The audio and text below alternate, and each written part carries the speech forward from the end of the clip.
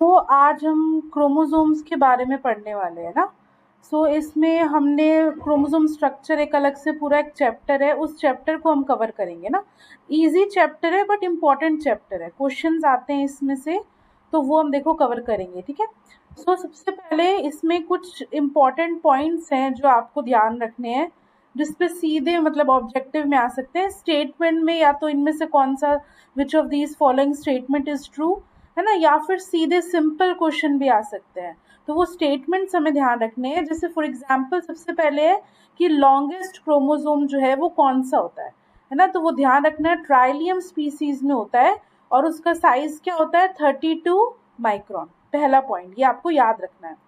फिर देखो हमने दो ऑर्गेनिजम्स हम देखेंगे, एक तो प्लांट की स्पेसिफिक और एक हम ऑर्गेनिज्म स्पेसिफिक, है ना, कि किसके अंदर लोएस्ट क्रोमोसोम प्रेजेंट होते हैं।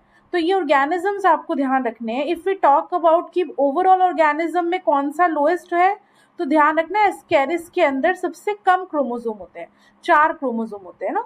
और अगर हम प्लांट स्पेसिफिक की बात करें तो उसमें हैप्लोपेपिस है, उसमें भी 4 होते हैं और वो लोएस्ट उसके अंदर प्लांट्स में आता है।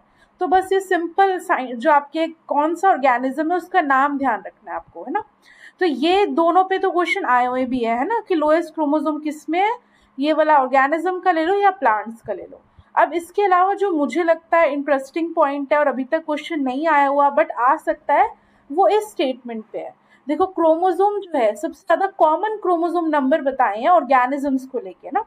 तो अगर हम ओवरऑल ऑर्गेनिज्म में देखें तो उसके अंदर सबसे कॉमन रेंज क्या होती है और क्रोमोसोम की प्रेजेंट 12 से 50 के बीच में, ठीक है। उसके बाद फंजाई में देखोगे तो उसके अंदर haploid number of chromosome, haploid organism है, तो उसके अंदर क्या होता है 3 से 8 क्रोमोसोम, ठीक है। और सबसे इंपॉर्टेंट जिस पे आ सकता है वो है एंजियोस्पर्म्स। एंजियोस्पर्म्स में कितना होगा, 6 से 8 क्रोमोसोम, है ना। तो ये चीज ध्यान रखना। और इसके अंदर सबसे कॉमन 8 से 16 और सबसे कॉमन आपके क्या होंगे 12। सबसे इंपॉर्टेंट जो मुझे लगता है सीधे क्वेश्चन आ सकता है कि most common number of chromosome in angiosperm is 12, 14, 15, 16, ऐसे करके ऑप्शंस बना सकते हैं। और वो ध्यान रखना कितना होते हैं 12, सबसे इंपॉर्टेंट, ठीक है। अब देखो उसके बाद क्रोमोसोम्स हमें पता है कि मेटाफेज स्टेज पे हम क्रोमोसोम से क्या करते हैं, स्टडी करते हैं ना, इसमें कोई वो नहीं है। लाइट माइक्रोस्कोप जो है, अब बात ये कि देखो जो भी हम ये स्टडी करें ना क्रोमोसोम की, पहले हमने लाइट माइक्रोस्कोप से स्टडी की थी, फिर हमने कुछ उसके मॉडल्स देखे कि किस तरह से माइक्रोस्कोप दिख रहा है, ठीक है। उसके बाद हम जब आगे आए तो हमने इलेक्ट्रॉन माइक्रोस्कोप की स्टडी की, है ना। तो जो मेटाफेज है, मेटाफेज के क्रोमोसोम क्योंकि क्या होते हैं, कंडेंस्ड होते हैं ना। इलेक्ट्रॉन माइक्रोस्कोप मच बेटर है। लाइट माइक्रोस्कोप के जब देखा तो इंटरफेज के जो क्रोमोसोम है वो विजिबल नहीं होते इन लाइट माइक्रोस्कोप, है ना। बिकॉज उसका रीजन क्या है, क्योंकि वो बहुत थिन क्रोमेटिन फाइबर्स होते हैं ना।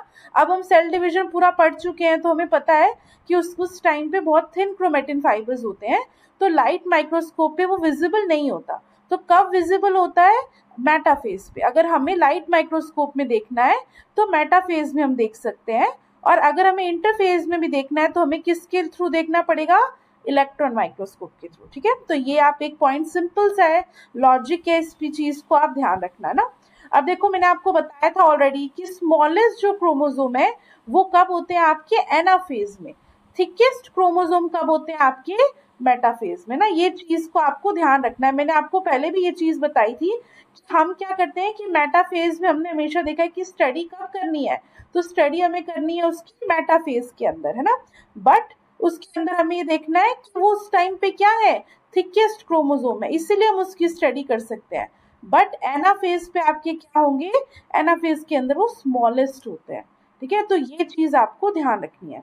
अब जाइंट क्रोमोसोम के बारे में हम इस बार अभी और भी देखेंगे, कल हम स्पेशल टाइप ऑफ क्रोमोसोम ही पढ़ेंगे, बट जाइंट क्रोमोसोम हम ऑलरेडी पढ़ रखे हैं ना।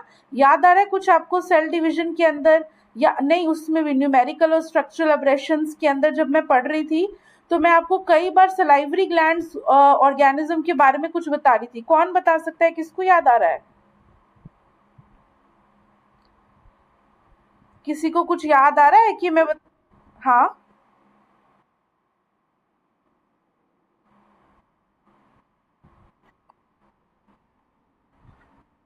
वो है बिल्कुल सही, बट उसके कुछ पॉइंट्स मैं बता रही थी, आपको याद है कि नॉर्मली तो विजिबल नहीं होता, बट हम कब देख सकते हैं, सलाइवरी ग्लैंड्स के अंदर हम देख सकते हैं। डिटेक्शन वाला कुछ याद आ रहा है, ट्रांसलोकेशन इन्वर्जन इसके अंदर। ओके, आप लोग अभी देखना, मुझे क्लास के बाद बताना ना किसको याद आता है, ठीक है। ये मुझे बताना कि क्या हमने पॉइंट पढ़ा था, कब मैंने आपको बताया था कि और किसी में तो नहीं देख सकते बट सलाइवरी ग्लैंड्स में हम देख सकते हैं। तो ये क्या पॉइंट था नाउ, वेरी इंपॉर्टेंट, जो अगेन एक तो मैंने आपको ये बताया था क्रोमोजोम वाला है ना, ऐसा पॉइंट जिसपे क्वेश्चन मुझे लगता है आ सकता है, और एक ये वाला जो मुझे लगता है अब ये क्वेश्चन आएगा। इसमें देखो क्या है, ये पूछा हुआ है, और हम मोस्टली जो नॉर्मल बुक्स हैं बीडी सिंह के अलावा, या बीडी सिंह में भी हम कई बार ये स्टेटमेंट्स हमसे क्या हो जाता है, छूट जाता है ना। तो देखो ये क्या बोल रहा है, सिंपल, कि जब हम प्लांट्स और एनिमल क्रोमोसोम को कंपेयर करते हैं, तो एनिमल्स के अंदर नंबर ऑफ क्रोमोसोम क्या होते हैं, ज्यादा होगा, है ना, बट क्रोमोसोम का साइज क्या होगा, शॉर्टर होगा, ठीक है। जबकि प्लांट्स के अंदर number of chromosome will be less as compare to animal, लेकिन लॉन्गर क्रोमोसोम होंगे। अब इसको याद कैसे करोगे, देखो पी के बाद एल आता है, तो प्लांट्स के अंदर क्या होते हैं, लॉन्गर क्रोमोसोम, ठीक है। लॉन्गर होंगे तो अपने आप ध्यान रखो, साइज बड़ा है तो नंबर क्या हो जाएगा, कम हो जाएगा। और एनिमल्स के अंदर देखो ए के बाद एन आता है, तो एन मतलब नंबर, इसका मतलब इसमें क्या होगा, नंबर ऑफ क्रोमोसोम ज्यादा होंगे।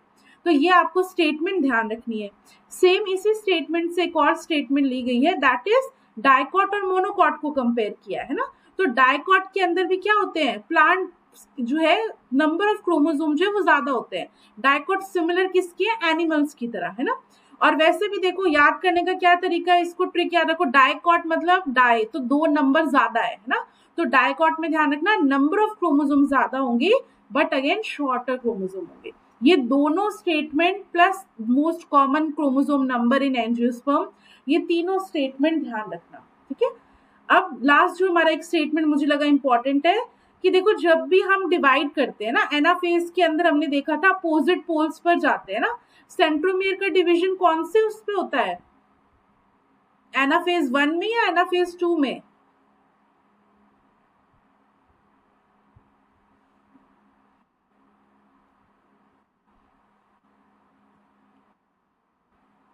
नहीं, एनाफेज 1 में बताओ क्या होता है। हाँ, अब होमोलोगस क्रोमोसोम अलग हो रहे हैं तो सेंट्रोमियर अलग क्यों होगा, उस पे तो कोई फर्क ही नहीं पड़ेगा। सेंट्रोमियर पे तब फर्क पड़ेगा ना जब आपके सिस्टर क्रोमेटिड्स अलग होंगे, है ना। तो सिस्टर क्रोमेटिड्स कब अलग होते हैं,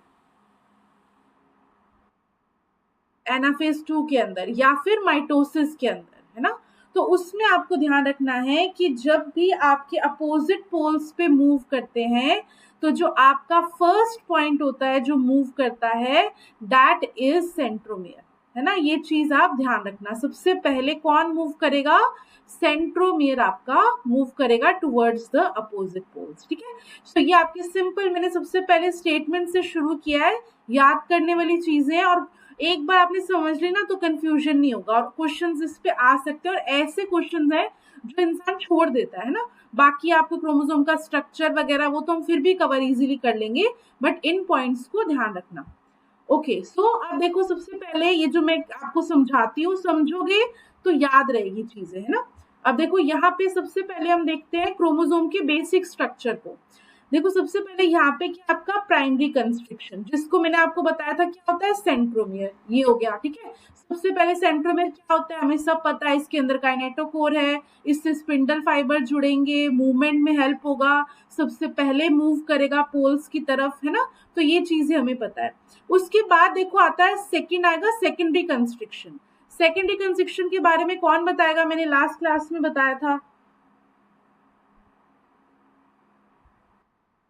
गुड, है ना। सेकेंडरी कंस्ट्रक्शन क्या होता है, एनओआर रीजन है यहाँ पर, और ये एनओआर रीजन कौन से आरएनए का फॉर्मेशन करता है, एमआरएनए, टीआरएनए, आरआरएनए, कौन सा फॉर्मेशन करता है, गुड, आरआरएनए का, है ना। तो ये आपका क्या हो गया, सेकेंडरी कंस्ट्रक्शन। क्या ये हर क्रोमोसोम पे प्रेजेंट हो गए, नहीं, है ना। सेकेंडरी कंस्ट्रक्शन हर ऑर्गेनिज्म के अंदर फिक्स नंबर ऑफ क्रोमोसोम है, उन्हीं के ऊपर प्रेजेंट होता है ना। तो ये हम पता कैसे लगाते हैं? कैरियोटाइप से। कैरियोटाइप क्या होता है? हमने मान लो माइक्रोस्कोप पे इमेज ले ली, है ना, सारे जितने भी क्रोमोसोम्स है एक ऑर्गेनिज्म में, एक सेल के अंदर जितने भी क्रोमोसोम है, उन सब की जब हम एक्चुअल इमेज ले लेते हैं उसको हम क्या बोलते हैं? कैरियोटाइप। ठीक है, ये ध्यान रखना। और एक होता है आपका ईडियोग्राम। ईडियोग्राम में क्या होता है? उसको हम डायग्रामेटिकली रिप्रेजेंट करते हैं, है ना। खुद उसका डायग्राम का फॉर्मेशन करना इज ईडियोग्राम, जबकि एक्चुअल फोटोग्राफ जो हम लेते हैं दैट इज कैरियोटाइप, है ना। तो कैरियोटाइप के थ्रू हम पता लगा सकते हैं कि कौन से क्रोमोसोम के ऊपर सेकेंडरी कंस्ट्रक्शन है। और ये कैसे पता चल? मेटाफेज के अंदर करेंगे, बिल्कुल। देखो ये हम क्यों, आपको सेकेंडरी कंस्ट्रक्शन का पता कैसे चलेगा? बताओ क्या हो सकता है, कैसे पता चलेगा वो?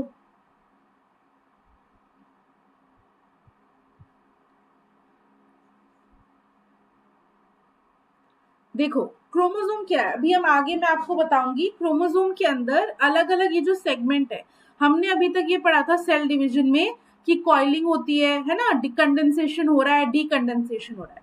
जो कंडेंसेशन होता है प्रोफेज में, वो रेगुलर कंडेंसेशन नहीं होता। रेगुलर मतलब ऐसा नहीं है कि पूरा क्रोमोसोम एक तरह का कंडेंस होता है, यूनिफॉर्म कंडेंसेशन नहीं होता।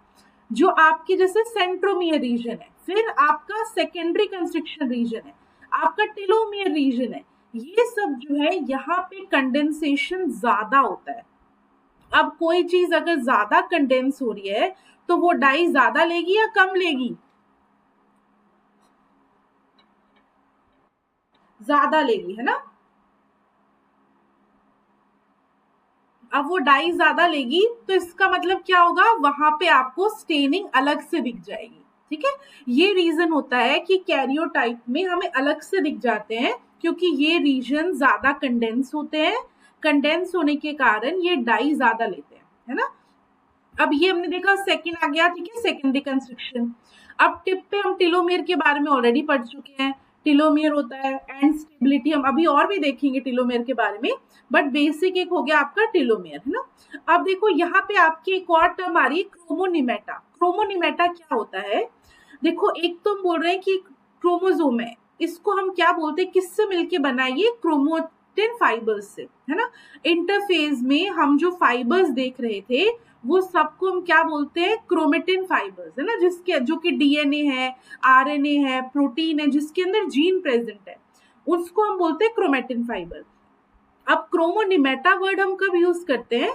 हम ये बोलते हैं क्रोमेटिन तो एक मान लो कि ऐसे टर्म दे रखी है बताने के लिए कि ये उसके किससे फॉर्म हो रहा है ना। बट जब क्रोमोसोम को आप मेटाफेज या एनाफेज इस स्टेज पे जब हम स्टडी करते हैं, तो आपको ये जो लॉन्ग थ्रेड्स दिख रहे हैं, है ना, जो सेंट्रोमियर से पास करते हैं, ऐसे देखो ऐसे टिंगल होके लॉन्ग 2 या 3 थ्रेड्स क्या होते हैं पूरे क्रोमोसोम में पास करते हैं, उसको हम बोलते हैं क्रोमोनिमेटा।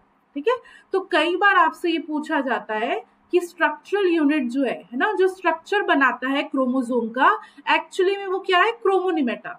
क्रोमोनिमेटा रियल में क्या है? क्रोमेटिन फाइबर से ही बना हुआ है ना।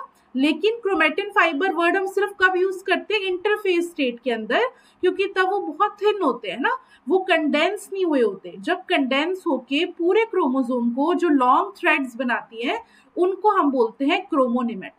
ठीक है, सो हमने कौन कौन सी टर्म देखी?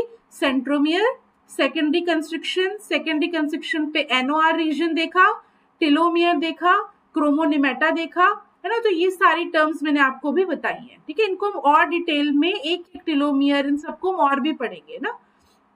सो satellite DNA versus satellite chromosome, ये बताओ मुझे, कौन बताएगा? मैं ऑलरेडी बता चुकी हूँ, क्या होता है?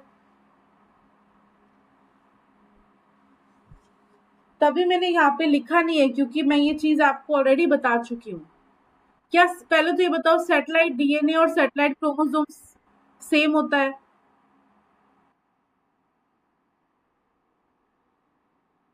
ठीक है, गुड। और वेरी गुड, है ना। सैटेलाइट डीएनए क्या है? Repetitive DNA. अब वो रिपीटेटिव डीएनए कहाँ हो सकता है? सेंट्रोमियर पर भी रिपीटेटिव डीएनए प्रेजेंट होता है, टेलोमियर पे भी रिपीटेटिव डीएनए प्रेजेंट होता है। सेकेंडरी कंस्ट्रक्शन पर भी रिपीटेटिव डीएनए प्रेजेंट होता है ना, तो वो कहीं भी हो सकता है, मोस्टली जहाँ पे कंडेंस ज्यादा होता है वहां पे आपके रिपीटेटिव डीएनए प्रेजेंट होता है. सो this is the difference between satellite DNA and satellite chromosome. Mostly देखो जब ये पूछते हैं ना रिपीटेटिव डीएनए ऐसे करके, तो ये ऑप्शन में दोनों दे देते हैं, दोनों दे के कंफ्यूज करते हैं, तो वो चीज का आपको ध्यान रखना है ना. या फिर ऐसे लिख देंगे कि ये स्टेटमेंट लिख दिया कि satellite DNA is present on satellite chromosome, तो ऐसा कोई जरूरी नहीं है ना, तो ये गलत स्टेटमेंट हो जाएगी. फिर सैटेलाइट क्रोमो हाँ जी, सेकेंडरी कंस्ट्रक्शन बोल रहे हो. देखो ये डिपेंड करता है क्रोमोसोम पे ना, मोस्टली आपको क्रोमोसोम जो भी दिखेंगे उसमें एक ही बार होगा. ये ऑर्गेनिज्म टू ऑर्गेनिज्म पे वेरी करता है कैसे कैरियोटाइपिंग हो रही है ना, जैसे ह्यूमन की हमने स्टडी किया है या विसिया, ये जो ऑर्गेनिज्म मोस्टली कैरियोटाइपिंग देखोगे ना उसमें आपको नहीं दिखेगा, बट ये श्योर नहीं है, मल्टीपल भी हो सकते हैं ना. अब देखो ये एक स्टेटमेंट लिखी हुई है तो मुझे लगा उसको ऐड करना जरूरी है. दैट इज ह्यूमन के अंदर कितने सैटेलाइट क्रोमोसोम है, 10 है ना, और वीसिया के अंदर 4 है. देखो ऐसे पॉइंट मैंने क्यों इंक्लूड किए हैं, क्योंकि वो बीडी सिंह के अंदर है ना, तो हमें एटलीस्ट वो ध्यान होने चाहिए. ऐसे याद करने को तो हम कितने ऑर्गेनिज्म में याद कर सकते हैं, बट एटलीस्ट क्योंकि हम रेफरेंस बीडी सिंह को लेके चल रहे हैं, तो हमें एटलीस्ट ह्यूमन और वीसिया इसका तो एटलीस्ट पता होना चाहिए जो उसमें मेंशन है. देन अगेन देखो मोस्टली सैटेलाइट क्रोमोसोम किस पे प्रेजेंट होगी, शॉर्ट आर्म पर. अब देखो क्योंकि ये स्टेटमेंट दे रहा है, इसका मतलब मोस्टली सेकेंडरी कंस्ट्रक्शन क्या होगा, will be present on single arm, है ना, एक ही आर्म पर है, और दैट इज शॉर्ट आर्म पर. ये ध्यान रखना, एस से एस ध्यान रख लेना. और सैटेलाइट रीजन, अब देखो सैटेलाइट रीजन क्या होता है, ये जो टेलोमियर है और ये आपका सेकेंडरी कंस्ट्रक्शन है, इन दोनों के जो बीच का रीजन होता है इसको हम सैटेलाइट रीजन बोलते हैं. इस पूरे क्रोमोसोम को हम क्या बोलेंगे, सैटेलाइट क्रोमोसोम. बट टेलोमियर और सेकेंडरी कंस्ट्रक्शन के बीच के रीजन को हम सैटेलाइट रीजन बोलते हैं, है ना. कॉमन सेंस है बट स्टिल थोड़ा सा आपको याद रहे. अब देखो एक और चीज आती है, दैट इज क्रोमोमियर. क्रोमोमियर क्या होता है, ये देखो यहाँ पे आपको डायग्राम दिख रहा होगा, यहाँ पे देखो ये ऐसे बीड लाइक स्ट्रक्चर दिख रहे हैं व्हाइट व्हाइट से, इन बीड लाइक स्ट्रक्चर को हम क्रोमोमियर बोलते हैं. ये कैसे बनता है, मान लो एक रस्सी ली आपने, है ना, उस रस्सी के बीच में आप बीच में धागा बांधते जाओ, है ना, नॉट लगाते जाओ, तो क्या होगा, आपको एक रस्सी दिखेगी और उस पर बीड दिखेंगे, तो उसको हम क्या बोलते हैं, क्रोमोमियर. अब वो बीड कैसे बने, क्रोमोसोम के अंदर थ्रू कंडेंसेशन, है ना, जहां भी कंडेंसेशन देखो ज्यादा होगा आपको वो डार्क स्टेन लेगा. तो अगेन क्रोमोमियर भी जब आप कैरियोटाइप देखते हो तो वो डार्क स्टेन लेते हैं, है ना, तो वो अलग से आपको ऐसे मोती की तरह दिखते हैं, इसीलिए हम इनको क्या बोलते हैं, क्रोमोमियर. ये बहुत पुराना, ऐसे जो मैं बताऊं नेट बहुत पहले आती थी तो ऐसे क्वेश्चन आते थे कि beads seen on chromosome are what, तो क्रोमोमियर, है ना. अब तो नहीं आएंगे ऐसे, बट स्टिल ठीक है. अब ये विजिबल कौन सी स्टेज में होते हैं, मोस्टली पेकाइटिन 1 स्टेज में ना, प्रोफेज के अंदर भी पेकाइटिन में. अगेन जैसे सेकेंडरी कंस्ट्रक्शन हर ऑर्गेनिज्म में नहीं है, क्रोमोमियर भी हर ऑर्गेनिज्म में प्रेजेंट नहीं होता. किस किस में होता है, एग्जाम्पल है मेज के अंदर, एम्फीबियंस के अंदर और डिप्टेरियन सलाइवरी ग्लैंड्स के अंदर ना.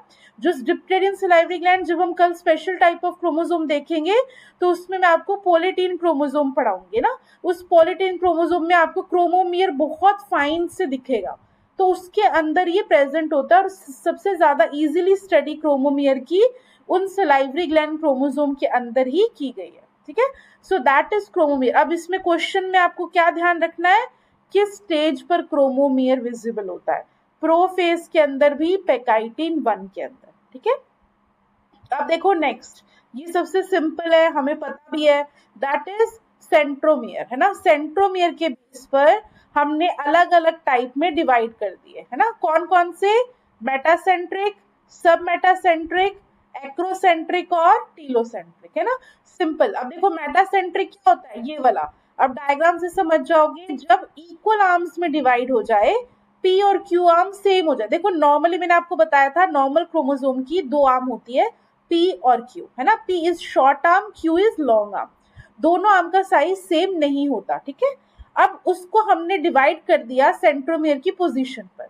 मेटासेंट्रिक क्या होगा, जब दोनों इक्वल पार्ट में डिवाइड कर देगा, तो दैट इज मेटासेंट्रिक। अब देखो जब दोनों आर्म सेम होंगी तो कैसी शेप बनेगी आपकी, वी शेप, ठीक है। सेकंड आपका क्या होगा, सब मेटासेंट्रिक। सब मेटासेंट्रिक को क्या बोलेंगे, नियर टू सेंटर, है ना, ये ध्यान रखना। सेंटर से अगर बिल्कुल पास में है तो उसको हम बोलते हैं सब मेटासेंट्रिक। तो इसमें क्या होगा, एक आर्म तो देखो क्या होगी, बड़ी हो जाएगी, और दूसरी आर्म क्या होगी, छोटी होगी, है ना। बट इतनी बड़ी और इतनी छोटी नहीं होगी, क्योंकि हमने अभी भी सेंट्रोमियर को कहाँ रख रखा है, सेंटर के पास ही, ठीक है। आर्म का साइज कैसा बनेगा, देखो एल शेप, ठीक है। वल्जी नाम से ध्यान रखना, VLJI, ठीक है। तो इसमें कई बार ये आई शेप को BD सिंह रॉड शेप भी बोलता है ना। तो वो सिनोनिम में हम दोनों में से कुछ भी बोल सकते हैं, ठीक है। उसके बाद एक्रोसेंट्रिक। एक्रोसेंट्रिक ध्यान रखना, क्लोज टू वन एंड। ये मैं बार बार आपको क्यों बोल रही हूँ close to one end, near to centre, क्योंकि देखो मेटासेंट्रिक का हमें पता होता है, ठीक है, और टीलोसेंट्रिक का भी हमें पता है कि एंड पर होगा। इन दोनों में हम कंफ्यूज हो जाते हैं, है ना। तो वो चीज ध्यान रखना, लैंग्वेज क्योंकि आपको ध्यान होनी चाहिए क्वेश्चन में वो क्या पूछता है। Near to centre will be submetacentric, and close to one end will be acrocentric, है ना। और एक्रोसेंट्रिक क्या शेप बनाता है, जे शेप, और जो ये है आपकी आई शेप। अब देखो इसमें ये सोचो कि सिंपल ऐसे क्वेश्चन आएगा, मेटासेंट्रिक इक्वल बनाता है, नहीं आएगा, है ना। कैसे आएगा, ये मैचअप में आएगा। मैचअप में कैसे, मेटासेंट्रिक, सब मेटासेंट्रिक, टीलो, एक्रो सारे दे दी, एक साइड उनकी शेप्स दे दी, और एक साइड बता दिया क्लोज टू वन एंड या नियर टू वन एंड, ऐसे करके, और इन सबको आप मैच करो, है ना। तो ये आपको इस तरह से आपके क्वेश्चन आएंगे। पूरे एक एक जो टॉपिक है उस पे पहले होता था उस टॉपिक से एक दो क्वेश्चन आ गए, ना।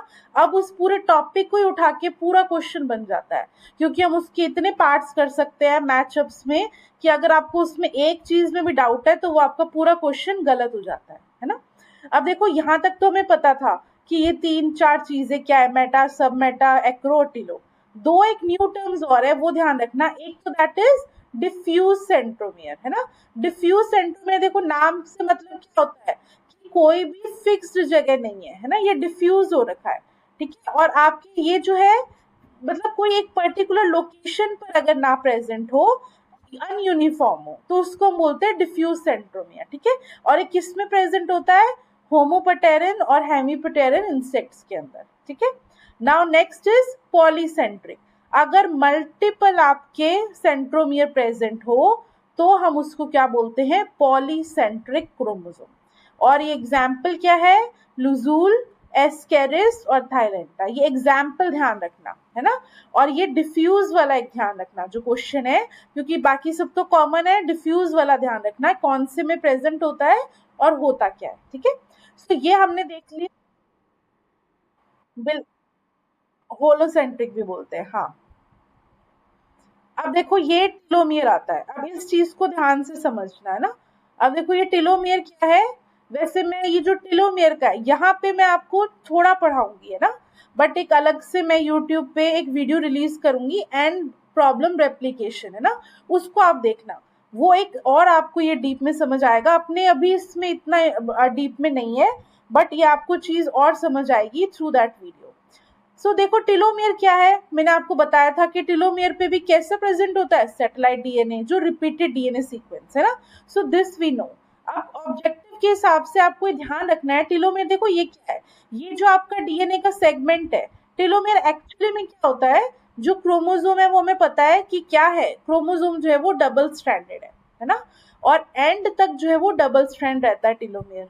अब प्रॉब्लम क्या होती है, क्योंकि जब हम रेप्लीकेशन करते हैं, कैसे होती है प्रॉब्लम, वो उस वीडियो में समझ आएगी, है ना। बट मैं शॉर्ट में आपको ट्राई करती हूँ समझाने की, कि दो तरह का हमने स्ट्रैंड पता है, एक लीडिंग स्ट्रैंड और लैगिंग स्ट्रैंड, इसको भी हम आगे पढ़ेंगे, बट इतना आप लोगों को पता है अभी, है ना। अब देखो उसमें क्या होता है, जो लीडिंग स्ट्रैंड है उसमें तो क्या होता है, एक बारी प्राइमर अटैच होता है, और क्या होता है वो लगातार बनाता जाता है ना, इसीलिए हम उसको क्या बोलते हैं, लीडिंग स्ट्रैंड। लैगिंग स्ट्रैंड में कौन से फ्रेगमेंट बनते हैं, गुड, है ना, ओकाजाकी फ्रेगमेंट्स बनते हैं। और उसके अंदर हमें पता है क्या होता है, प्राइमर को बार बार अटैच होना पड़ता है, ठीक है। अब प्राइमर जब बार बार अटैच होता है तो अब वो प्राइमर हमें पता है क्या होता है, प्राइमर को हम एंड में आरएनए प्राइमर को हटा देते हैं और वापस से क्या करते हैं, उस साइड में भी गैप फिलिंग कर कर उसको लाइगेज से ज्वाइन कर देते हैं।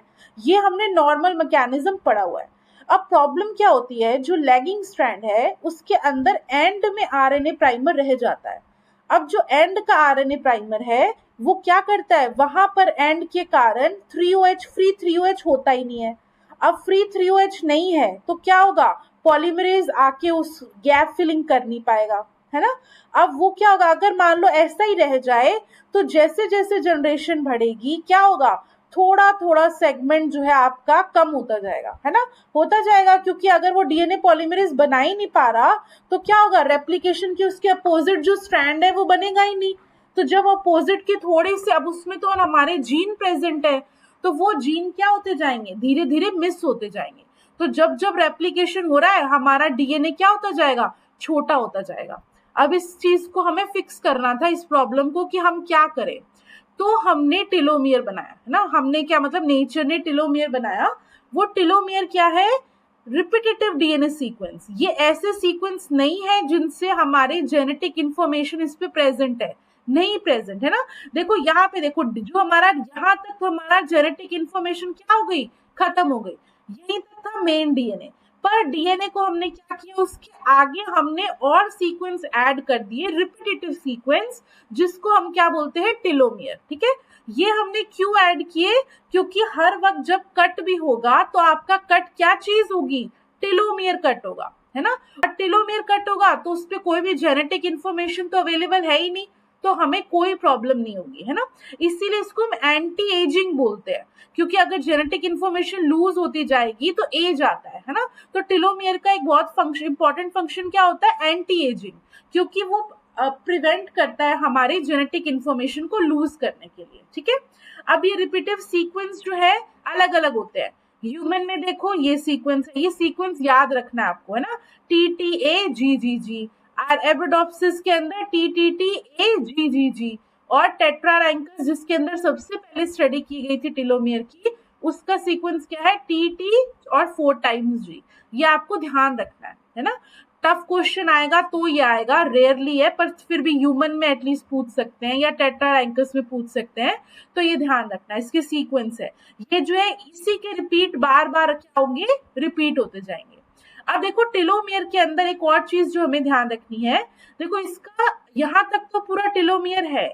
अब यहाँ पे ये जो पोर्शन है वो क्या रहता है, सिंगल स्ट्रैंड रहता है। सिंगल स्ट्रैंड क्यों हुआ, क्योंकि देखो यहाँ पे एक जो इन्फॉर्मेशन है जो मैंने आपको बताया था, लैगिंग स्ट्रैंड वाली इन्फॉर्मेशन क्या हो गई, वो कट हो गई, है ना। तो अब इस इन्फॉर्मेशन के लिए क्या होता है, ये जो आपका ओवरहैंग है रिपीट, वो अपने आप को क्या करता है, ऐसे फोल्ड कर लेता है। फोल्ड करने से क्या हुआ, अब देखो है तो ये सिंगल स्ट्रैंड। सिंगल स्ट्रैंड हमेशा नेचर में कैसा होता है, अनस्टेबल होता है। अगर हम इसको ऐसे ही छोड़ देंगे तो कोई भी एक्सोन्यूक्लियस एंजाइम आएगा, वो सबसे पहले इस पे अटैक करेगा और डीएनए हमारा स्टेबल नहीं हो पाएगा। तो हमें क्या करना पड़ेगा, इसको स्टेबल करना पड़ेगा ना।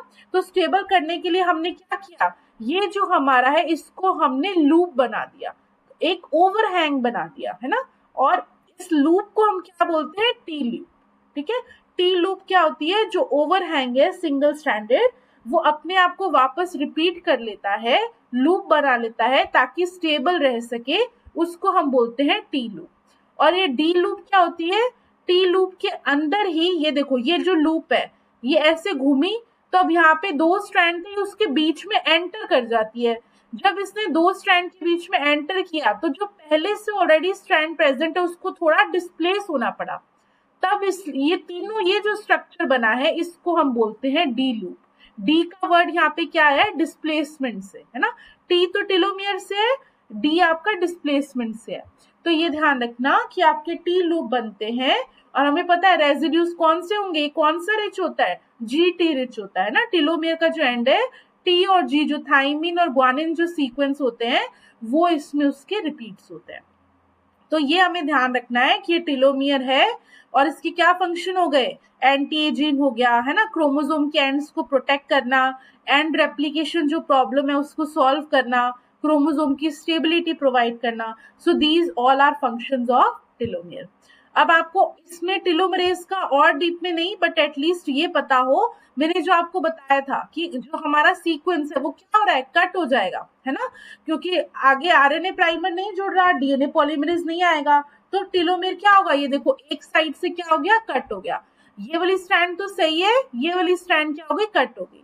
तो अब इसको कौन बनाता है, टेलोमरेज एंजाइम, ठीक है। डीएनए पॉलीमरेज का यहाँ पे कोई काम नहीं है, टेलोमेयर सेगमेंट के रेप्लिकेशन के लिए एक अलग से एंजाइम है, दैट इज टेलोमरेज, जो कि देखो यहाँ पे ये जो सीक्वेंस के रिपीट्स है, वो रिपीट से क्या करता है, अपने आप को कॉम्प्लीमेंट्री ये जोड़ लेता है ना, इस पे सीक्वेंस प्रेजेंट है।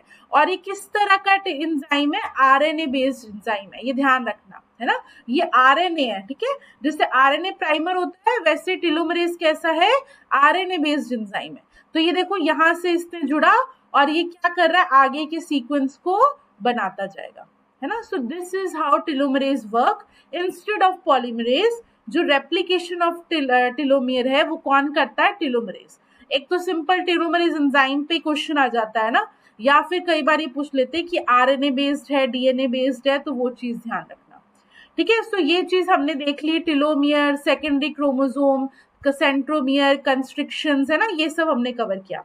अब देखो बहुत इंटरेस्टिंग और एक ऐसा टॉपिक है जो आपको मतलब not for exams but as a breeder या आपको पता होना चाहिए, है ना, इसके बारे में इतनी आपको जेनेटिक्स के अंदर ये आपको आगे भी बहुत हेल्प करेगा।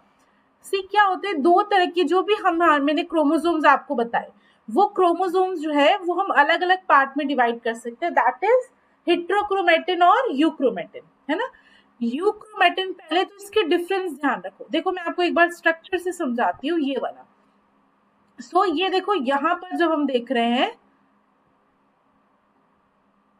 ये, ठीक है, तो अब ये रीजन में देखो कि जो आपके दिस इज आपके ये जो क्रोमोसोम आपको दिख रहा है ना, अब इस क्रोमोसोम में कंडेंसेशन मैंने आपको बताया था अलग अलग लेवल पे होती है, कहीं पे ज्यादा कंडेंस होगा, कहीं पे कम कंडेंस होगा, है ना। तो जहां पे देखो कंडेंसेशन कम है, ये रीजन को हम क्या बोलते हैं, यूक्रोमेटिन। देखो यहाँ पे दिख रहा है कंडेंसेशन कम है, हमें पूरी तरह से जीन्स दिख रहे हैं, और क्योंकि यहाँ पे कंडेंसेशन कम होता है, ये जेनेटिकली क्या होता है, एक्टिव होता है, ठीक है, क्योंकि जीन्स जो है यहीं पर प्रेजेंट होंगे। जीन यहाँ पे क्यों प्रेजेंट होंगे, क्योंकि रेप्लिकेशन करना है उसको, है ना, ट्रांसक्रिप्शन, ट्रांसलेशन सब होना है। अगर बहुत कंडेंस होगा तो रेप्लिकेशन और ये सब नहीं हो पाएगा, है ना। इसीलिए आपके जो एक्टिव जीन्स होते हैं वो एक क्रोमोसोम पर लेस कंडेंस्ड रीजन में प्रेजेंट होते हैं, जिसको हम बोलते हैं यूक्रोमेटिन रीजन, जो मैंने यहाँ बताया। नेक्स्ट जो रीजन है that is heterochromatin region. Heterochromatin region क्या होता है, जो कि हाईली कंडेंस्ड होता है, प्लस उसके अंदर इनएक्टिव जीन्स प्रेजेंट है, वहां पर जीन्स प्रेजेंट नहीं होते, वो बहुत कंडेंस है। तो वो कहाँ कहाँ प्रेजेंट हो गया, जैसे देखो यहाँ पे सेंट्रोमियर पे हो गया, टेलोमियर पे हो गया, सेकेंडरी कंस्ट्रक्शन पे हो गया, इवन क्रोमोमियर जो आपको दिख रहे हैं उन पे हो गया। ये सारे रीजन्स पे क्या होता है आपका हेट्रोक्रोमेटिन, ठीक है। तो हमने क्रोमोसोम को अलग अलग रीजन के बेस पे डिवाइड कर दिया, whether it is highly condensed और इट इज लेस कंडेंस्ड, है ना। नाउ इंपॉर्टेंट थिंग इज, ये जो हम कंडेंसेशन की बात कर रहे हैं दैट इज कौन से स्टेज के अंदर, इंटरफेज के अंदर, है ना। ये चीज ध्यान रखना, ये कंफ्यूज कर सकते हैं। अगर मेटाफेज की बात करोगे तो अपोजिट हो जाएगा, ठीक है। मेटाफेज में डार्कली स्टेन कौन हो जाएगा, हेट्रोक्रोमेटिन, और लाइटली स्टेन कौन हो जाएगा आपका, यूक्रोमेटिन। तो ये चीज ध्यान रखना। हाँ जी,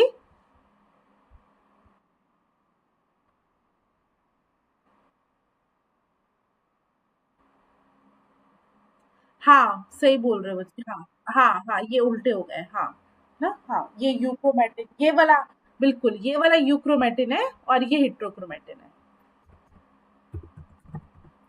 तो आपके देखो यहाँ पे, गुड, अच्छी बात है आपने नोट किया ना। तो देखो क्या होगा आपका, लाइटली स्टेन यूक्रोमेटिन होगा और डार्क स्टेन आपका कौन सा होगा, हेट्रोक्रोमेटिन, ठीक है। ये चीज ध्यान रखना, किस स्टेज में, इंटरफेज में, ये चीज ध्यान रखना। हो सकता है वो क्वेश्चन ऐसे पूछ ले कि यूक्रोमेटिन इज लाइट और डार्क कौन सा स्टेन एट मेटाफेज, है ना, तो हमें तो यही ध्यान रहेगा, यूक्रोमेटिन लाइट स्टेन होता है तो हम लाइट स्टेन टिक कर देंगे। ठीक है, तो वो चीज ध्यान रखना। तो देखो जब स्टेनिंग का आपको ध्यान आ जाएगा, उसके बाद उसी से देखो लॉजिक जोड़ते जाना, इसको रटना नहीं है। लाइट स्टेन होगा, आपको पता है कि हल्का स्टेन कब लेगा, जब लेस कंडेंस होगा, खुद लॉजिक लगाओ, है ना। और लेस कंडेंस होगा तो इसका मतलब वहां पे जीन्स जो है वो जेनेटिकली एक्टिव प्रेजेंट हो सकते हैं, है ना। तो ये चीज आप ध्यान रखना, ठीक है। अब उसके बाद देखो जो यूक्रोमेटिन है, ये आपके हिट्रोक्रोमेटिन है, वो कौन कौन से रीजन में प्रेजेंट होता है, ये जो सारे रीजन हैं, ये these are the region of heterochromatin, है ना। कौन कौन सा देखो मैंने बताया आपको, सेंट्रोमियर, टिलोमियर, क्रोमोमियर, ये तो मैं आपको ऑलरेडी बता चुकी हूँ। एक नॉब और ध्यान रखना, किसने सुना हुआ है ये पहले वर्ड नॉब क्या होता है?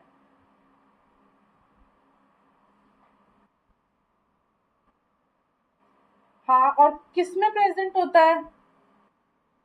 वेरी गुड, है ना। ये चीज आपको ध्यान रखनी है कि नॉब्स जो है वो कौन से आपके ऑर्गेनिज्म में प्रेजेंट होते हैं, मेज के अंदर, ठीक है।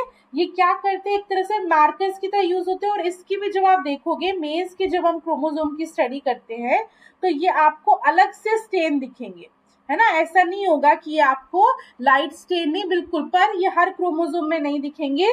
सिर्फ कौन से क्रोमोसोम में दिखेंगे आपको, ओनली इन मेज क्रोमोसोम, ठीक है। अब ये चीज देखो अगेन, ये जो यूक्रोमेटिन है वो कौन से फेज में होता है, ध्यान रखना, अर्ली एस फेज में, ठीक है। और हिट्रोक्रोमेटिन है वो आपके लेट एस फेज में।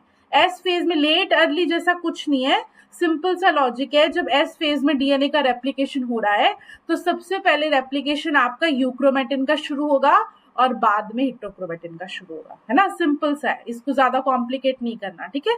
तो ये सारे लॉजिक मैं अगेन बोल रही हूँ, इसको रटने नहीं बैठना, सिर्फ इतना सा ध्यान रखना कि स्टेन कौन सा हो रहा है। उसके बाद आपके सारे पॉइंट्स अपने लॉजिक से यूज करते जाना, आपको सारे पॉइंट्स, और कुछ अगर रह भी गए, है ना, वो मान लो कुछ अपने आप से भी बनाए, तब भी आप दिमाग लगा के उसको सॉल्व कर सकते हो, ठीक है। अब देखो हिट्रोक्रोमेटिन जो है वो दो तरह का होता है, कॉन्स्टिट्यूटिव और फैकल्टेटिव, है ना। कॉन्स्टिट्यूटिव मतलब जो परमानेंट हमेशा ही कैसा रहेगा, हाईली कंडेंस्ड, ठीक है। जबकि फैकल्टेटिव क्या होता है, फैकल्टेटिव हिट्रोक्रोमेटिन यूजुअली क्या होता है, यूक्रोमेटिन ही होता है ना। नॉर्मली वो यूक्रोमेटिन है, बट इसमें क्या होती है, ये हम आगे पढ़ेंगे जेनेटिक्स में, कि एक आपका पोजीशन इफेक्ट होता है ना। पोजीशन इफेक्ट क्या होता है, क्योंकि अगर कोई आपका यूक्रोमेटिन नियर प्रेजेंट हो हिट्रोक्रोमेटिन के, तो उसकी एक टेंडेंसी होती है कि वो कन्वर्ट हो जाता है इनटू हिट्रोक्रोमेटिन। इसको हम क्या बोलते हैं, पोजीशन इफेक्ट, है ना। ये और भी चीजों में देखा जाता है, बट इसमें भी पोजीशन इफेक्ट हम देखते हैं। तो फैकल्टेटिव हिट्रोक्रोमेटिन क्या हुआ, originally it is euchromatin, but because of position effect it can act as euchromatin, ठीक है। तो ये चीज आपको ध्यान रखनी कि दो, ऐसे सिंपल आ जाएगा।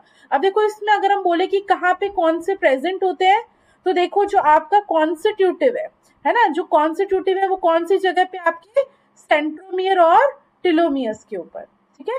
जबकि जो आपका यूक्रोमेटिन है वो बाकी जो रीजन है उस पे है।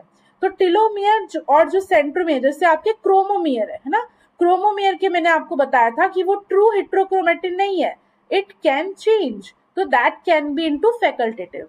बट जो सेंट्रोमियर और टिलोमियर रीजन है वो ऐसे रीजन है जो हमेशा कैसे रहेंगे, परमानेंटली हिट्रोक्रोमेटिन ही रहेंगे, ठीक है। ये ध्यान रखना। नाउ एक बहुत इंटरेस्टिंग पॉइंट मैंने देखी थी और वो मैंने लिखा था, हमें ये सब तो पता है ना। ऐसा पॉइंट जो हम लीव कर सकते हैं एंड विच इज इंटरेस्टिंग, कि देखो जो आपका फैकल्टेटिव हिट्रोक्रोमेटिन है ना, हम ये क्या बोलते थे कि हिट्रोक्रोमेटिन के अंदर जीन प्रेजेंट नहीं होता, है ना। बट बात यह कि फैकल्टेटिव हिट्रोक्रोमेटिन में जीन नहीं प्रेजेंट होगा, क्योंकि वो कंडेंसेशन बहुत ज्यादा हो गया उसका, है ना, पोजीशन इफेक्ट के कारण उसका कंडेंसेशन हो गया। जो सेंट्रोमियर रीजन है, अब मैंने आपको बताया था कि ऐसे रीजन्स पे क्या प्रेजेंट होता है, रिपीटेटिव डीएनए, है ना। तो रिपीटेटिव डीएनए में ऐसा हो सकता है, नॉट नेसेसरी, बट ऐसा हो सकता है कि कुछ जीन प्रेजेंट हो, ऐसा देखा गया, है ना। पहले हमें ये लगा था कि हिट्रोक्रोमेटिन में कोई भी जीन नहीं होता, बट धीरे धीरे जब हमने स्टडी की तो हमने देखा कि फैकल्टेटिव हिट्रोक्रोमेटिन के अंदर तो कोई जीन प्रेजेंट नहीं होगा, बट जो कॉन्स्टिट्यूटिव है उसके अंदर आपके रिपीटेटिव डीएनए होने के कारण कुछ जीन प्रेजेंट हो सकते हैं। है ना। ये स्टेटमेंट आप ध्यान रखना, क्योंकि हम यूजुअली हमें ये नहीं पता होती स्टेटमेंट, हम मिस कर सकते हैं। और ऐसी स्टेटमेंट पे क्वेश्चन कौन से आएंगे जो मैंने आपको बताया था 10% में, है ना। नॉर्मल सिंपल क्वेश्चन इस पे नहीं आएंगे, ये ऐसे आएंगे जो हर कोई अटेम्प्ट नहीं कर पाएगा और छोड़ देगा अगर एग्जामिनर ने इतना ध्यान से बनाया तो, ठीक है। सो हमने हेट्रोक्रोमेटिन और यूक्रोमेटिन के बारे में पढ़ लिया, ठीक है, लॉजिक लगाकर। अब देखो क्रोमोसोम मॉडल्स, ये बहुत सिंपल है लेकिन इस पे क्वेश्चन आते हैं और क्या क्या चीजें हैं, बहुत बहुत इंटरेस्टिंग भी है ना। अब हम शुरू करते हैं। देखो क्रोमोसोम मॉडल्स क्या बोलता है। सबसे पहले तो एक स्टेटमेंट ध्यान रखो कि 1 माइक्रोन मेटाफेज क्रोमोसोम में कितने माइक्रोन डीएनए हेलिक्स होता है, 8000, ठीक है। ये चीज सिंपल स्टेटमेंट है, इसको ध्यान रखना। जैसे ट्राइलियम का मैंने आपको साइज बताया, वैसे यहाँ पर आपका साइज है, ठीक है। तो ये एक सिंपल स्टेटमेंट है। अगर सीधे इसमें स्टेटमेंट में नहीं आएगा क्वेश्चन, ये कैसे आएगा, अगर आएगा तो 1 micron of metaphase chromosome has, और ऑप्शंस में 800, 8000, 10,000 ऐसे करके, ठीक है। अब देखो जब हम क्रोमोसोम की स्टडी कर रहे थे, ये सब जो मैंने आपको बताया क्रोमोसोम के बारे में, मैंने आपको बताया कि सबसे पहले हम किस पे गए थे, लाइट माइक्रोस्कोप पे, है ना। बिकॉज इलेक्ट्रॉन माइक्रोस्कोप की तब डिस्कवरी नहीं हुई थी और हम लाइट माइक्रोस्कोप में क्रोमोसोम्स की स्टडी कर रहे थे। जब हमने तब क्रोमोसोम्स की स्टडी करी, स्पेशली हमें कौन सी स्टेज में करना पड़ा, मेटाफेज में, है ना, बिकॉज इंटरफेज में वो विजिबल नहीं था। जब हमने मेटाफेज में स्टडी की तो हमने पहले क्या देखा कि क्रोमोसोम किससे बना हुआ है, क्रोमोनिमेटा से, है ना। सबसे पहली जो चीज है सिंपल की क्रोमोसोम जो है वो लॉन्ग थ्रेड से मिलके बना हुआ होता है, दैट इज क्रोमोनिमेटा, जिसमें एक्चुअली में क्रोमेटिन फाइबर्स ही है, जिसमें जीन, डीएनए, आरएनए, प्रोटीन ये प्रेजेंट होता है। एक तो उन्होंने ये देखा। फिर उन्होंने देखा कि जो आपके क्रोमोसोम है उसकी लेंथ क्या हो रही है, वेरी हो रही है ना। और वो किसके बेस पे होती है, कॉइलिंग और अनकॉइलिंग के बेस पे, ये चीज हमें पता है। फिर देखो क्रोमोसोम पे उन्होंने लाइट माइक्रोस्कोप के अंडर ये दो चीज स्टडी की, एक तो पैलिकल और एक मैट्रिक्स। अब देखो ये क्या होता है, ये इसमें आपको समझ आएगा। ये देखो यहाँ पर मैट्रिक्स क्या होता है, जो एक प्रोटीन नेचर का विदाउट किसी शेप का एक ग्राउंड सब्सटेंस है ना। ये देखो ये ब्लैक सा दिख रहा है, ये सब्सटेंस हम मानते थे कि इसके अंदर एंजाइम्स प्रेजेंट है जो उसको चाहिए होते हैं क्रोमोसोम को रेप्लिकेशन और स्टेबिलिटी के लिए। वो सारे एंजाइम ये ग्राउंड सब्सटेंस में प्रेजेंट होता है, जिसको हम मैट्रिक्स बोलते हैं। जब मैं आपको सेल ऑर्गेनल्स पढ़ा रही थी, याद है मैंने आपको कहा था कि क्रोमोसोम में भी मैट्रिक्स आएगा, तो वो जो है वो मैट्रिक्स ये है ना। और इसी मैट्रिक्स की ये जो आउटर आपको कवरिंग है, जो लेयर है ना, इस लेयर को हम पेलिकल बोलते हैं। तो जब माइक्रोस्कोप की जब हमने लाइट माइक्रोस्कोप से स्टडी की तो हमें मैट्रिक्स और पेलिकल जो है वो विजिबल हुए, ठीक है। अब हमने जब लाइट माइक्रोस्कोप देखा, हमने आगे जब इलेक्ट्रॉन माइक्रोस्कोप पे आए तब दीज मैट्रिक्स और पेलिकल वर एब्सेंट, है ना, ऐसा हमें कुछ भी नहीं दिखा। तो धीरे धीरे क्या हुआ, मॉडिफिकेशंस होने लगे इस मॉडल पर। इलेक्ट्रॉन माइक्रोस्कोप के थ्रू हम न्यू मॉडल्स पे आए, जो कि दो मॉडल हैं। एक तो देखो फोल्डेड फाइबर मॉडल और एक न्यूक्लियोसोम सोलेनॉइड मॉडल। अभी भी फेमस क्वेश्चन आता है कि ये किसने दिया है, तो ध्यान रखना, folded fibre model is given by DuPraw, और जो न्यूक्लियोसोम सोलेनॉइड मॉडल है वो किसने दिया, आपका कोरनबर्ग और थॉमस ने, ठीक है। अगेन क्वेश्चन एक और आता है आपके जेआरएफ लेवल पे कि which of these model is highly accepted. Nucleosome आपका ये मान लो chromonemata model, folded fibre model, nucleosome solenoid model. तो ध्यान रखना सबसे ज्यादा एक्सेप्टेड मॉडल कौन सा है, आपका न्यूक्लियोसोम सोलेनॉइड मॉडल। ये दो क्वेश्चंस आपके आते हैं। अब देखो इसको हम इंडिविजुअली देखते हैं एक एक करके मॉडल को। जो सबसे पहले है देखो फोल्डेड फाइबर मॉडल, ये क्या बोलता है मैं आपको समझाती हूँ। ये फिर टेक्स्ट आप अगर डीप में पढ़ो है ना, तब आप उसको एज ए नोट्स के फॉर्म में ही आपकी हेल्प करेगा। अब ये क्या बोलता है कि एक तो इसके अकॉर्डिंग साइज ध्यान रखना कि 280 डायमीटर का होता है। ये साइज ध्यान रखना है ना, ये ऐसे ही नहीं है, इस पे आपको ध्यान रखना है। अगेन अब ये क्या मॉडल बोलता है, ये देखो जो क्रोमोसोम है, अकॉर्डिंग टू दिस मॉडल जो क्रोमेटिन फाइबर्स है ना, क्रोमेटिन फाइबर बनाते हैं क्रोमोसोम को। पहली बात तो ये ध्यान रखो। अब ये क्रोमेटिन फाइबर क्या होते हैं, वो बोलता है कि क्रोमेटिन फाइबर्स जो है, एक जो डीएनए का डबल हेलिक्स स्ट्रक्चर है, वो पूरा डीएनए ये जो आपको दिख रहा है वो एक दूसरे पे क्या हो रहा है, रैप हो जा रहा है, कंडेंस, कॉइल, ये सब हो रहा है along with histone and non histone protein. और अल्टीमेटली ये फाइबर्स मिलके क्या बना लेते हैं, क्रोमोसोम को, ठीक है। और इसमें जो स्टेबिलिटी प्रोवाइड करते हैं उसके लिए दो आयंस चाहिए होते हैं, कैल्शियम और मैग्नीशियम केटायंस, ठीक है।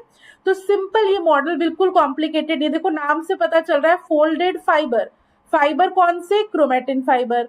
फोल्डेड यहाँ पे क्यों बोल रहे हैं, क्योंकि वो फाइबर ही एक दूसरे पे फोल्ड होकर, कॉइल होकर एक पूरे क्रोमोसोम को बना लेते हैं along with the proteins plus stabilization through cations, है ना।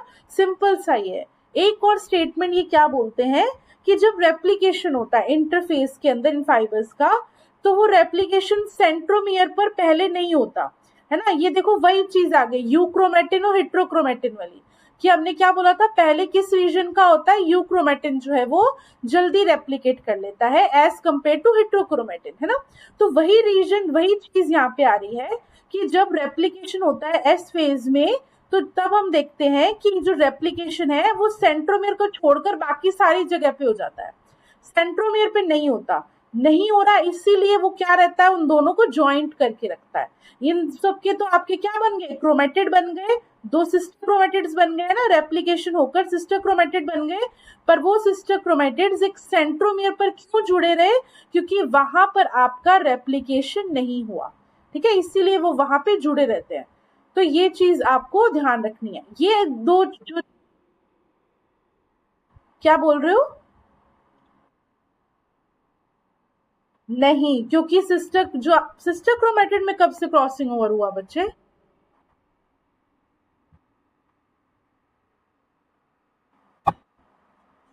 दूसरा ऐसा ही हो, समझी नहीं मैं।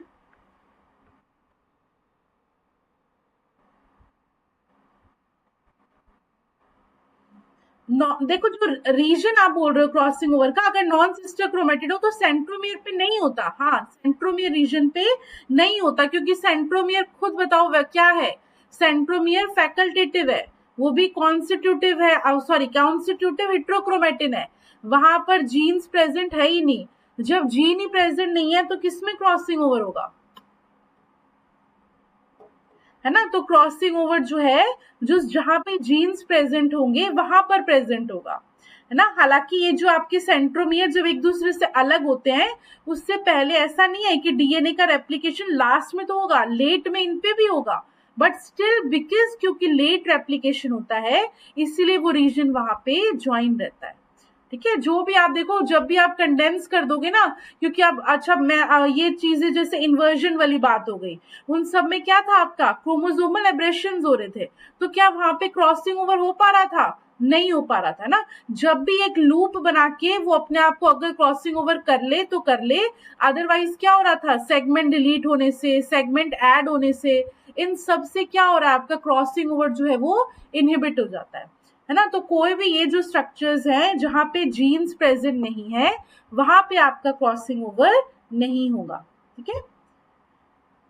नाउ नेक्स्ट मॉडल, जो सबसे इंपॉर्टेंट मॉडल है जिसपे क्वेश्चंस आते हैं, जो अपनी ये समझ लो आज पूरा जो लेक्चर है, उस लेक्चर में एक तो हेट्रोक्रोमेटिन और यूक्रोमेटिन वाला, और एक ये न्यूक्लियोसोम सोलेनॉइड मॉडल, ये दोनों सबसे ज्यादा इंपॉर्टेंट है ना। अब देखो ये जो मॉडल है कॉरनबर्ग एंड थॉमस ने दिया, और मोस्टली एक्सेप्टेड मॉडल है। अब ये देखो, ये जो यहाँ पे है मैं आपको समझाती हूँ, फिर हम इसको जो ट्रिक से कैसे याद रखना है, सीधे सीधे पॉइंट्स वो ध्यान रखेंगे। सबसे पहले ये मॉडल क्या बोलता है, देखो न्यूक्लियोसोम और सोलेनॉइड वर्ड क्यों यूज किया है, क्योंकि यहाँ पर हम इन दोनों की डेफिनेशन पढ़ेंगे कि न्यूक्लियोसोम क्या होता है और सोलेनॉइड क्या होता है ना। इन साइंटिस्ट ने इन दोनों टर्म्स को बता के ये डिफाइन किया है कि क्रोमोसोम का स्ट्रक्चर कैसे होता है। अब देखो यहाँ पे उन्हें, सबसे पहले हम नीचे से शुरू करते हैं ना, फिर फाइनली हम क्रोमोसोम की कंडेंस स्टेट की तरफ आएंगे। हमें पता है क्रोमोसोम किससे प्रेजेंट है, डीएनए, है ना। तीन चीजें देखो प्रेजेंट होती है, डीएनए, आरएनए बहुत कम, प्लस प्रोटीन, है ना। अब यहाँ पे देखो ये जो है आपका डीएनए प्रेजेंट है। अब डीएनए क्या करता है, हिस्टोन प्रोटीन्स प्रेजेंट होते हैं।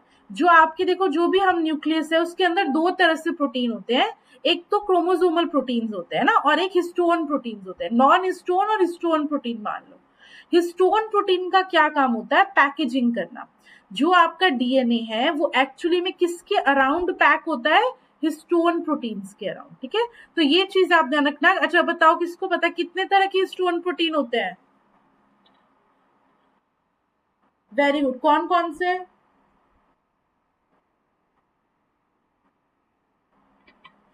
वेरी गुड, है ना। और इसमें से कौन से दो होते हैं और कौन सा एक होता है?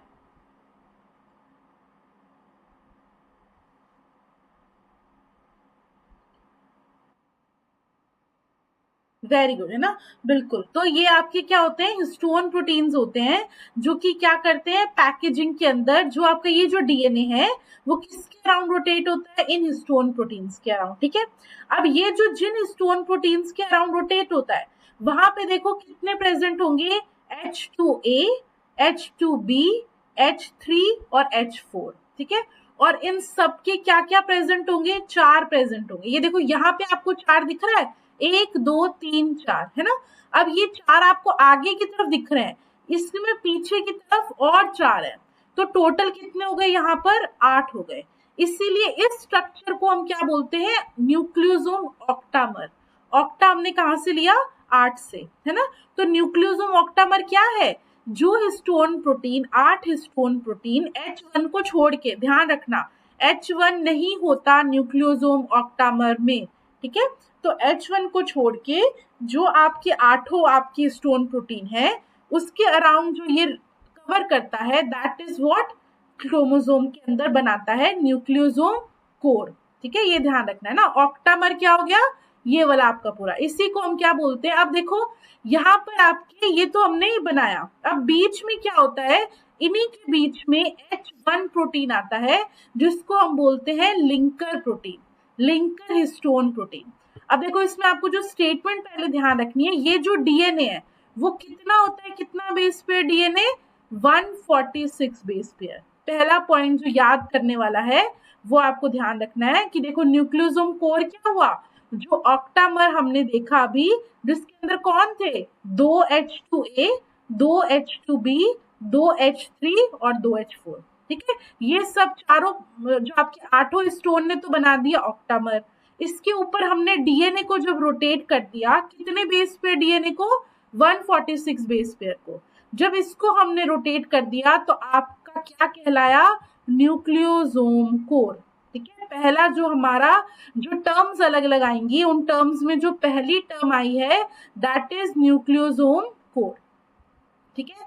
इसी न्यूक्लियोसोम कोर को हम क्या बोलते हैं, बीड ऑन स्ट्रिंग, है ना। देखो जो हमने लाइट माइक्रोस्कोप देखा था, उस लाइट माइक्रोस्कोप में तो हमने क्या सोचा था कि बीड क्या एक्चुअली में क्रोमोमियर है ना। बट यहाँ पर बीड्स को क्या बोला थॉमस एंड कॉरनबर्ग ने, कि बीड्स कौन है, न्यूक्लियोसोम के कोर, जो कि किससे मिलके बनते हैं, हिस्टोन प्रोटीन और जो रैप्ड डीएनए उसके अराउंड, ठीक है। तो पहला हमारा स्टेटमेंट हो गया, पहला जो टर्म हमने देखी। अब जो इंपॉर्टेंट टर्म है दैट इज न्यूक्लियोसोम। न्यूक्लियोसोम क्या है, जो मैंने बताया, ये जो हमने ऑलरेडी पढ़ा है ना, जो न्यूक्लियोसोम कोर है, यहाँ तक हमने ये पूरा आपको पता चल गया न्यूक्लियोसोम कोर है। अब यहाँ पर इस जगह पे क्या प्रेजेंट होते हैं, ये आपको इसमें दिख रहा है ना, यहाँ पे अलग से नहीं दिख रहा। यहाँ पर क्या होते हैं, एक लिंकर हिस्टोन प्रोटीन प्रेजेंट होता है, जिसको हम बोलते हैं H1, जो अलग से होता है। मान लो यहाँ पर एज्यूम कर लो, है ना। और जो लिंकर हिस्टोन प्रोटीन और इसके बीच में जो डीएनए प्रेजेंट होगा, जो हिस्टोन प्रोटीन को जोड़ेगा, उसको हम बोलते हैं लिंकर डीएनए, ठीक है। तो न्यूक्लियोसोम जो है वो किससे मिलके बन रहा है, न्यूक्लियोसोम कोर हो गया, ठीक है। उसके बाद लिंकर डीएनए, वो लिंकर डीएनए का साइज क्या हो सकता है, अलग अलग ऑर्गेनिज्म में वेरी करता है, 8 से 114 बेस पेयर के बीच में, ठीक है, ये ध्यान रखना। और प्लस इसके साथ में हमने क्या जोड़ दिया, आपका H1 हिस्टोन प्रोटीन, प्लस अलग जो आपके क्रोमोसोमल प्रोटीन है, ठीक है। तो हमारे पास न्यूक्लियोसोम किससे मिलके बन गया, nucleosome core plus linker DNA plus linker histone protein और other chromosomal protein. Other chromosomal protein भूल भी जाओ तो ये तीन चीजें आपको ध्यान रखनी है, ठीक है। तो अब यहाँ तक हमारे क्या हुआ, अब देखो ये पूरा ऐसे स्ट्रक्चर बन गया, जिसमें मान लो ये ऑक्टामर है, न्यूक्लियोसोम कोर, फिर ये लिंकर प्रोटीन आ गया, ये ऑक्टामर है, फिर ये लिंकर प्रोटीन आ गया। ऐसे करके ये एक दूसरे पे क्या होते जाते हैं, वाइंड होते जाते हैं। अब देखो उन्होंने एक टर्म दिया दैट इज न्यूक्लियोसोम फाइबर। अब इस टर्म को देखो क्या है, जब उन्होंने बोला कि जो लिंकर डीएनए है ना, जो लिंकर डीएनए इसको कनेक्ट करता है, अगर हम इसको हटा दें, ना, इसको हटाने के बाद जो हमारे फाइबर्स प्रेजेंट होते हैं, उन फाइबर्स को हम क्या बोलते हैं? Nucleosome fibres. अब देखो ये क्या है, देखो जो डीएनए न्यूक्लियस, यहाँ पे जो डीएनए इसके ऊपर रैप होता है, वो डीएनए क्या होता है? स्टेबल होता है। स्टेबल मतलब रेजिस्टेंट है, वो किसी भी न्यूक्लियस एंजाइम से उस पर कोई इफेक्ट नहीं आएगा। जबकि जो हमारा लिंकर डीएनए है ना, जो कनेक्ट कर रहा है, वो एंजाइम से क्या हो सकता है? वो ससेप्टेबल होता है। ये चीज ध्यान रखना है ना। तो अगर हम उस लिंकर डीएनए सेक्शन को हटा दें और फिर हम इस पूरे न्यूक्लियोसोम में जो बचा हुआ है, उन सबको अगर हम रैप करते जाएं, तब जो स्ट्रक्चर बनती है उसको हम बोलते हैं न्यूक्लियोसोम फाइबर। अब इसमें आपको क्या ध्यान रखना है एग्जाम पॉइंट ऑफ व्यू से, कि इसका साइज क्या होता है? 100 एंगस्ट्रॉम। ठीक है, ये ध्यान रखना। एक न्यूक्लियोइड जो हमने फोल्डेड वाला देखा था, उसमें मैंने आपको बताया 280 एंगस्ट्रॉम क्रोमेटिन फाइबर का साइज होता है। इस मॉडल के अंदर आपको न्यूक्लियोसोम फाइबर का साइज ध्यान रखना है, दैट इज 100। हाँ जी, कहाँ पे बोल रहे हो? 230 है, 230 है। हाँ, ठीक है। और ये देखो, अब एग्जाम में इन दोनों पे तो देखो साइज पे क्वेश्चन नहीं आया हुआ। रियल में किस पे साइज पे क्वेश्चन आया हुआ? आपके क्रोमेटिन फाइबर के साइज में। इतनी बार मैंने ये क्वेश्चन देखा हुआ है, दैट इज 300 एंगस्ट्रॉम। है ना, ये ध्यान रखना, क्रोमेटिन फाइबर का साइज क्या होता है? 300 एंगस्ट्रॉम। अब ये क्रोमेटिन फाइबर्स कैसे बनते हैं? इन्हीं जो आपके न्यूक्लियोसोम फाइबर्स हैं, उन्हीं की देखो क्या होने लग गई? कॉइलिंग हो गई। है ना, जैसे ये कॉइलिंग हुई, देखो और कॉइलिंग हुई, जैसे जैसे कॉइल करके ये सारे आपके क्या है? These are all chromatin fibres. है ना, देखो 300 एंगस्ट्रॉम दे रखा है नैनोमीटर में। तो ये जो है आपके क्या बनाता है? आपकी क्रोमेटिन फाइबर। धीरे धीरे इनका कंडेंसेशन होना शुरू हो गया। अब जैसे क्रोमेटिन फाइबर्स बन गए, तो लास्ट में जो आपका एक स्ट्रक्चर बनता है, उसको हम क्या बोल देते हैं? सोलेनॉइड। सो अब देखो, अब हमें क्या करना है, मैं आपको एक बार इमेजिन करवाती हूँ। क्रोमोसोम इमेजिन करो, है ना। तो क्रोमोसोम किससे बना हुआ है? हमने बोल दिया फोल्डेड क्रोमोसोमल फाइबर्स से, है ना। और उस क्रोमोसोम फाइबर के स्ट्रक्चर को हमने बोल दिया सोलेनॉइड। ठीक है, तो हमें ये चीज सबसे पहले इमेजिन हो गई। अब उसके अंदर हम जाएंगे, तो वो जो आपका सोलेनॉइड है, उसमें क्या प्रेजेंट है? क्रोमेटिन फाइबर्स प्रेजेंट है। क्रोमेटिन फाइबर्स का साइज क्या है? 300 एंगस्ट्रॉम।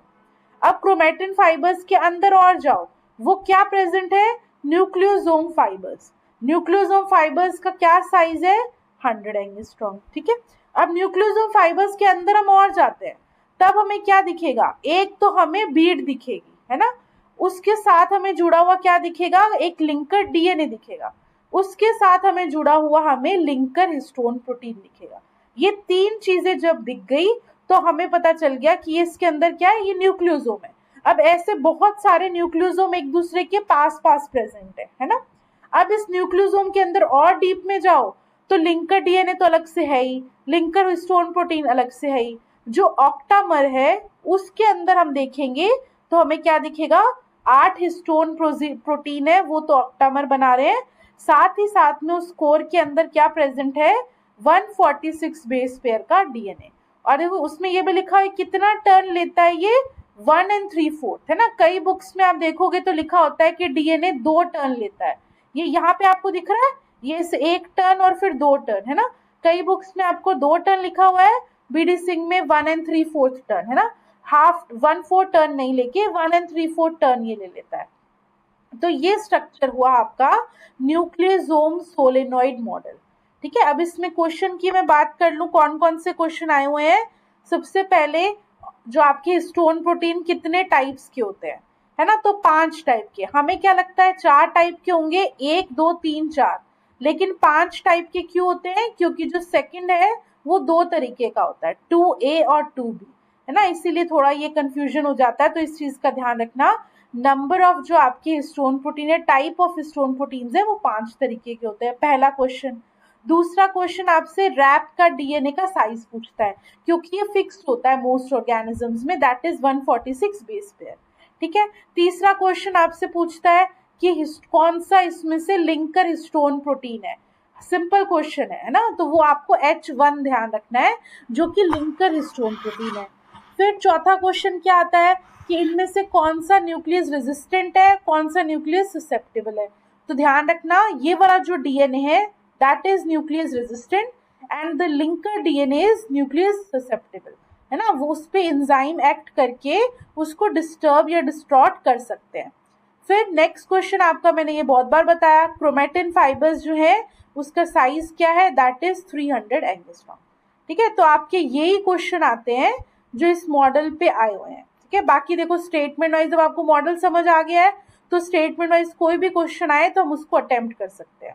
नाउ इसके अंदर एक चीज ध्यान रखना, टर्म न्यूक्लियोसोम किसने दी थी, ऑडेट ने। अगर ये आ जाए तो, है ना, तो ये ध्यान रखना, ये कोर वाला मैं आपको बता चुकी हूँ। अब देखो जो हमने डीएनए पढ़ा है ना, वो डीएनए क्रोमोसोम के अंदर डीएनए दो तरह से हम डिवाइड कर सकते हैं। ये जब मॉलिक्यूलर हम ब्रीडिंग करेंगे तब भी आएगा, बट स्टिल, है ना, तो दो तरह से हम डीएनए को डिवाइड कर सकते हैं, या तो रिपीटेटिव होता है या फिर यूनिक होता है ना। रिपीटेटिव डीएनए हमने कहाँ कहाँ देखा अभी, बताओ। हाँ, और सेंट्रोमियर, और हाँ, और गुड, और दो और रह गए, सेकेंडरी कंस्ट्रिक्शन और नॉब, है ना। इन सब में जहां जहां भी हेट्रोक्रोमेटिन है वहां वहां आपके रिपीटेटिव डीएनए प्रेजेंट होता है ना।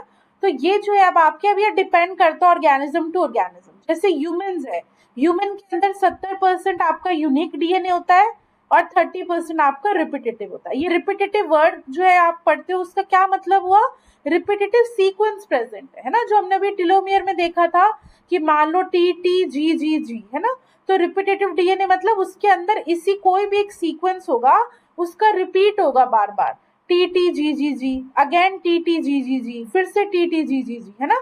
और यूनिक डीएनए किसको बोलते हैं, जहां पे अलग अलग सीक्वेंस होंगे, कोई भी रिपीटेशन नहीं होता, है ना। जो टैंडम रिपीट्स बोलते हैं वो यूनिक डीएनए में प्रेजेंट नहीं होते। तो ह्यूमन के अंदर 7, हाँ जी, बिल्कुल। जो वेरिएबल माइक्रो सैटेलाइट और मैक्रो सैटेलाइट है वही होते हैं, है ना। वो हम जब मॉलिक्यूलर वाला करेंगे तब हम पढ़ेंगे। तो राई के अंदर ध्यान रखना, राई में रिपीटेटिव ज्यादा होते हैं। अब याद करने का क्या है, आर है, आर से आर ध्यान रखना, इतना आपको ध्यान रहेगा तो याद रह जाएगा कि राई के अंदर 92% रिपीटेटिव है, सिर्फ यूनिक कितना होता है आपका 8%। ठीक है, तो ये आपका ध्यान रखना। अब इसकी एग्जाम्पल्स ध्यान रखो जो दे रखे हैं। यूनिक डीएनए मोस्टली आपका किस पे प्रेजेंट होता है, स्ट्रक्चरल जीन्स में। जो हम जब हम ये शुरू करेंगे मॉलिक्यूलर जेनेटिक्स शुरू करेंगे तब हम ओपेरॉन सिस्टम वगैरह पढ़ेंगे, है ना। तो उन ओपेरॉन सिस्टम के अंदर हम देखेंगे कि स्ट्रक्चरल रीजन्स होते हैं अलग अलग, है ना, प्रमोटर, ऑपरेटर, स्ट्रक्चरल। तो वहां पे जो जीन्स प्रेजेंट होते हैं उनका सीक्वेंस कैसा होता है, यूनिक डीएनए सीक्वेंस, है ना, क्योंकि वो आगे जाके आरएनए बनाएंगे, उससे प्रोटीन बनेगा, तो that is unique gene sequence. Next जो आता है दैट इज रिपीटेटिव। अब रिपीटेटिव में भी दो पार्ट में डिवाइड कर दिया, एक तो मॉडरेटली रिपीटेड और या फिर हाईली रिपीटेटिव। अगर मिलियन है ना 10⁵ से ज्यादा रिपीट्स हो रहे हैं तो उसको हम हाईली रिपीटेटिव बोलते हैं, और अगर 10⁵ से कम होते हैं तो उसको हम मॉडरेटली रिपीटेटिव बोलते हैं। ठीक है, तो ये तो सिंपल है। एक ध्यान क्या रखना है आपको, एक तो ये 70 और ये वाला रेशियो वाला ध्यान रखना है, उसके अलावा आपको ये एग्जाम्पल्स ध्यान रखने हैं ना। रिपीटेटिव डीएनए कहाँ पे होगा, हाईली रिपीटेटिव सेंट्रोमियर और टेलोमियर के अंदर। ठीक है, ध्यान रखना। और मॉडरेटली रिपीटेटिव कहाँ होगा, एक हिस्टोन में, आरआरएनए में, राइबोसोमल में और ट्रांसपोसेबल एलिमेंट में। ठीक है, ये चार है। यूनिक वाला स्ट्रक्चरल के अंदर, हाईली रिपीटेटिव सेंट्रोमियर और टेलोमियर के अंदर, मॉडरेटली रिपीटेटिव हिस्टोन में, आरआरएनए में, राइबोसोमल में और ट्रांसपोजेबल एलिमेंट्स में। ठीक है, तो ये चीज आपको ध्यान रखनी है। अब लास्ट जो आपका आता है दैट इज हिस्टोन और नॉन हिस्टोन प्रोटीन्स, है ना। तो उसी का डिफरेंस एक ध्यान रखो। मोस्टली जो है न्यूक्लियस के अंदर हम जो बात कर रहे हैं क्रोमोसोम की स्ट्रक्चर की, तो उसके अंदर मैंने आपको बताया था मोस्टली क्या होंगे, 80% विल बी हिस्टोन प्रोटीन्स, है ना। Only 20% will be non histone, जो हमने अदर क्रोमोसोमल प्रोटीन देखे थे ना। तो ये जरूर ध्यान रखना कि क्रोमोसोम में सिर्फ हिस्टोन प्रोटीन नहीं होते, नॉन हिस्टोन प्रोटीन भी होते हैं, बट उनका पर्सन क्या होता है, बहुत कम होता है। Histone proteins are conserve through evolution, है ना, क्यों? क्योंकि देखो अब हमने स्पेसिफाई कर दिए H1, H2A, H2B, इसका मतलब आगे जितने भी आपका इवोल्यूशन होता गया यही 5 तरीके के हिस्टोन प्रोटीन प्रेजेंट रहे, इसीलिए हम इसको क्या बोलते हैं, कंजर्व थ्रू इवोल्यूशन। जबकि नॉन हिस्टोन प्रोटीन जो भी है, स्पीसीज जैसे जैसे बदलेगी वैसे वैसे ये बदलते जाएंगे ना, तभी हमने कोई इनका एग्जाम्पल नहीं पढ़ा है, ठीक है। फिर हिस्टोन प्रोटीन का रेशियो ध्यान रखना, डीएनए के साथ ये बिल्कुल 1:1 में होते हैं, है ना, जितना कंटेंट डीएनए का प्रेजेंट होगा उतना ही कंटेंट आपका हिस्टोन प्रोटीन का प्रेजेंट होगा। इस रेशियो पे क्वेश्चन आया हुआ है कि what is the ratio of histone protein with the DNA, तो ध्यान रखना 1:1, ठीक है। और हिस्टोन नॉन हिस्टोन प्रोटीन का कोई फिक्स रेशियो नहीं है, ठीक है। नाउ ये जो 5 टाइप्स है हिस्टोन प्रोटीन के, ये किसने बोले थे, आपके लुइस, है ना, लुइस वाज अ साइंटिस्ट जिन्होंने ये बोले थे। अब हिस्टोन प्रोटीन पे एक बहुत ही 2-3 फिक्स्ड क्वेश्चन आते हैं, वो ध्यान रखना। जो H1 प्रोटीन है वो किस में रिच होता है, लाइसीन में, ठीक है। और H2 जो है वो किस में होता है, मॉडरेट इन लाइसीन। और H3 और H4 किस में है, आर्जिनिन के अंदर।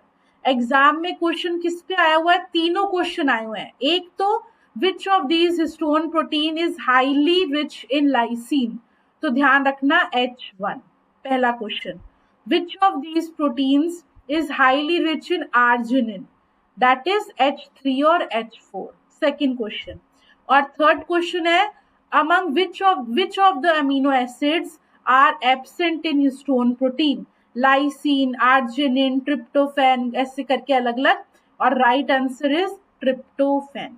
ट्रिप्टोफैन नहीं होता, हिस्टोन प्रोटीन लाइसिन और आर्जिनिन के अंदर रिच होते हैं, उसके अंदर भी H1 is highly rich in lysine और H3 और H4 is highly rich in arginine, ठीक है।